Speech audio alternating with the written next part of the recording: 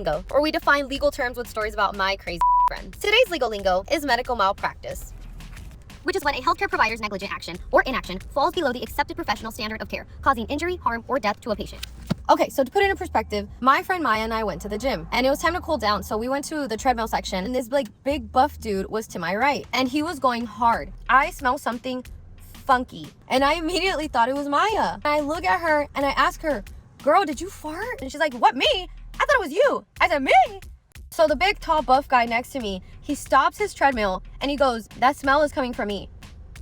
We immediately started apologizing, and he's like, "It's rude to comment on people's smells." Yeah, I know that. I would have never said that if I knew it was him. He said, "I'm not passing gas. I have a piece of metal stuck inside me from a surgery gone bad, and it causes me to smell."